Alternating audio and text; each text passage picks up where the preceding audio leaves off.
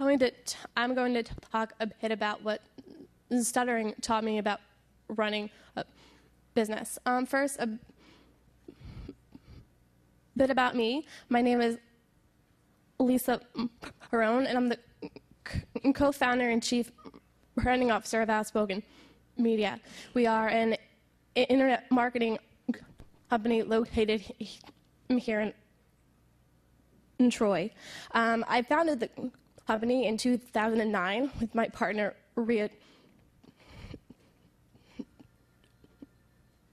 Drysdale, who's hiding over there.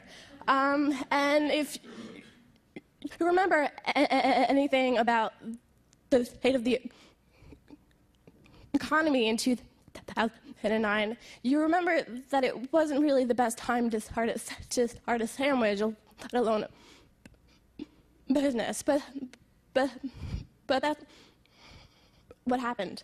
In 2009, I had just moved from LA to New York, and so I found myself in a really difficult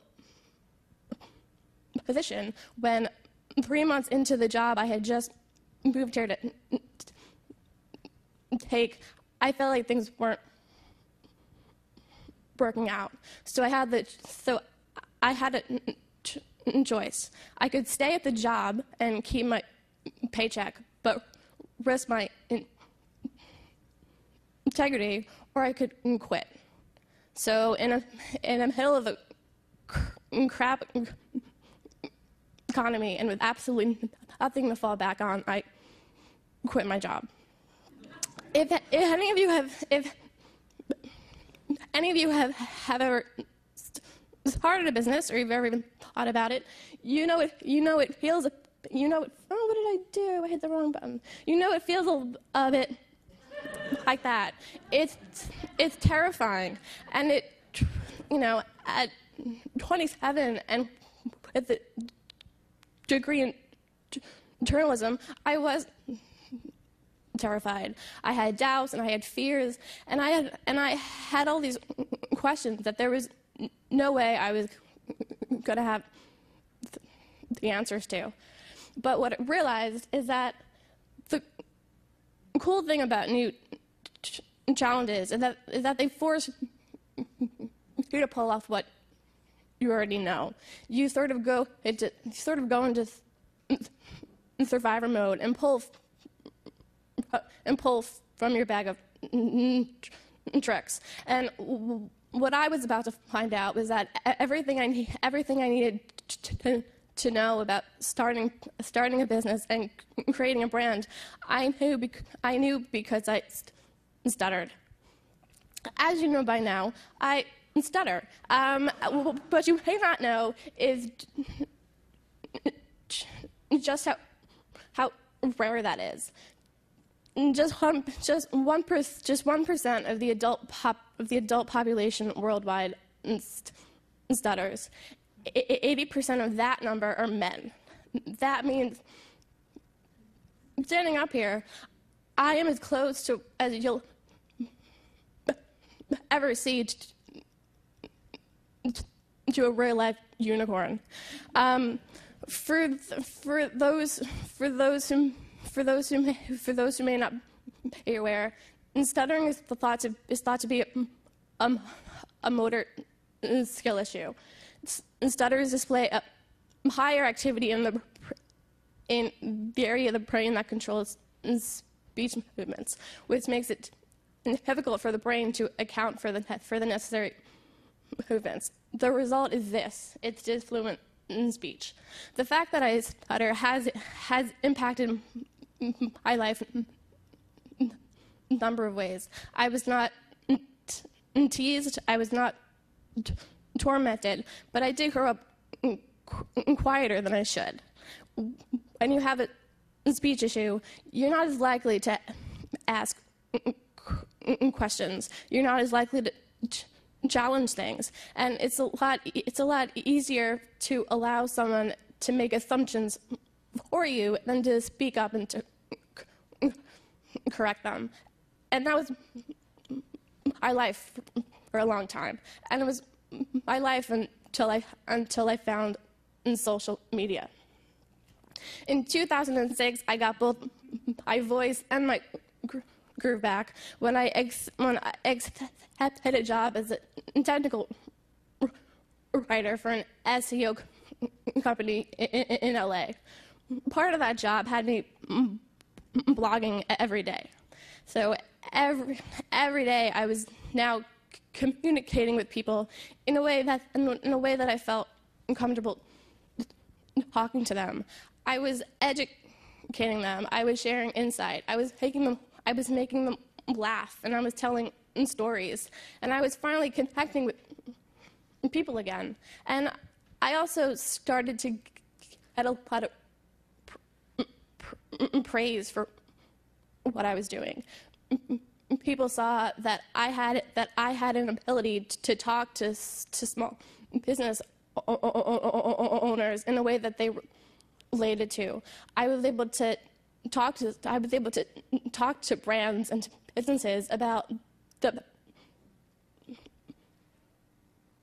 power of voice and why they should fight for it. And it became really clear to me why that was. Like a business, I was fearful of standing out or of attracting too much attention to myself. Oops, just kidding. I hid behind a mask because I was afraid of people to see me. I was limiting my own voice because I wasn't sure if I even deserved to have one. And I think that was a really powerful thing for me because it allowed me to see my stuttering as something that worked for me instead of something that worked against me. You know, I understand the power of voice better than anyone because I've had to fight for mine. My struggles with voice allow me to better relate to others. I only have to meet someone once before they remember me, and that's huge. And it's especially huge in business when we're all fighting for that mind share. My stuttering makes me memorable, and because I'm memorable, I have a platform. And that's what stuttering taught me. And stuttering taught me how to run a business because stuttering taught me how to embrace weird and how to make weird work. And that's what people need to do. Whether you're a business owner or you're an employee, we're all fighting for that top mind. It wasn't always that way. Before the internet, businesses made their money by catering to the mainstream. They didn't have to worry about the outliers because we were all held hostage by this idea of proximity, right? We could only buy the products that were in our store. We could only do services with the businesses in our area. The internet changed this. Now we could do business with anyone, and we could connect with anyone, and that changed everything. Now the internet has given weird people a place to meet other weird people, and people who are weird in the same way that they are. And when they meet them, they form groups. We form Facebook groups. We form blogs. We start podcasts. And when we form these groups, it then allows marketers to come in and market to them. And now it pays to be weird. It pays to be different because that's how we find not only customers, but it's how we find people who are going to be obsessed with their brand and who are going to love it and who are going to talk about it. Weird is how you stand out. It's how you become memorable, and it's how you create a platform. All of a sudden, weird is new. Weird is the normal because weird is profitable. How can you make this work for you? Okay, let's just accept the fact that you're weird. It's fine. Really, it's fine. We're also living in this world where, like, we're back in high school. Like, we want to fit in and we want to look alike.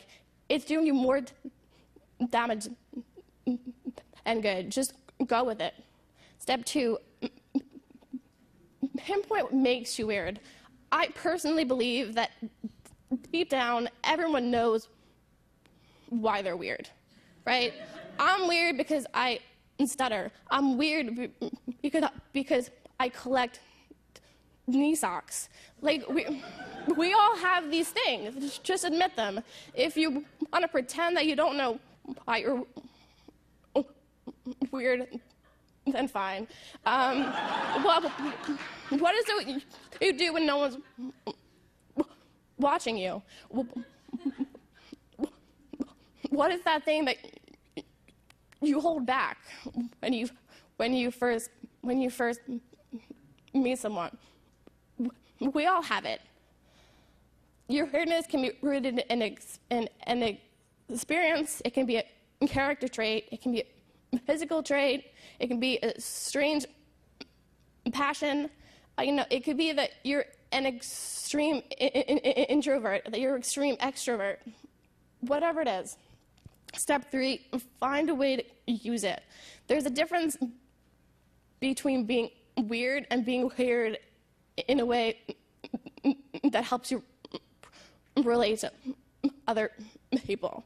There's a way to be weird and marketable. That's what you need to find. How can you make what's weird about you work for your customers? How can you make it relevant?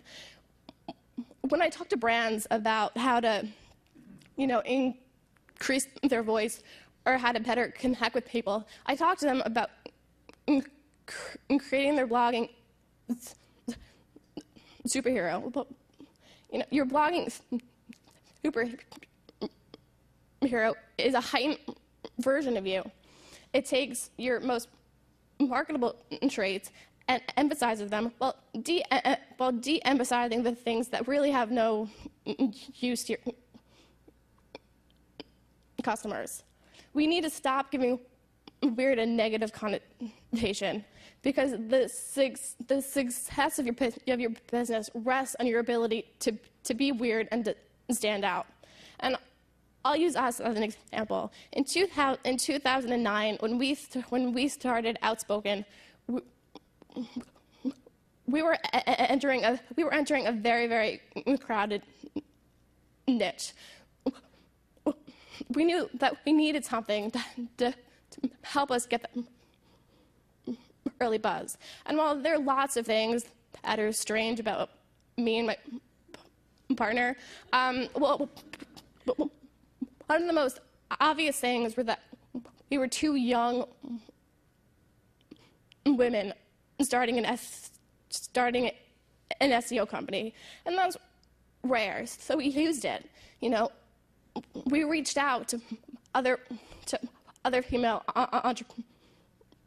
entrepreneurs, knowing that women like to do business with other women. We spoke publicly about the image of women in the industry and how we wanted to change that, and it worked. Our brand was being talked about in the Wall Street Journal. It was being talked about in Business Week. It was being talked about in Inc. in the New York Times. These are big brands that are now sharing our brand with their audience. Who else is weird? Those Jersey Shore kids. And doesn't matter, you know, like if you think they're all deplorable humans, because they are, but they've made it work. Snooki is a best-selling author. She can barely stand up without falling down, and she's a best-selling author. The situation has made more than 5 million in appearances. Jenny has a book and a concert. You know, Ronnie does product endorsements. Sammy has a perfume. Those who with the clothing lines. It's ridiculous, but you know they've built platforms for being odd. Here's my big finish. So I wanted to leave you with a powerful quote from someone you respect. So here's what I came up with. Dolly Parton said, you need to figure out who you are and then do it on purpose. And for me, that's the core of it, right? I mean, we're all weird. Just be weird and you'll find your audience. Thank you.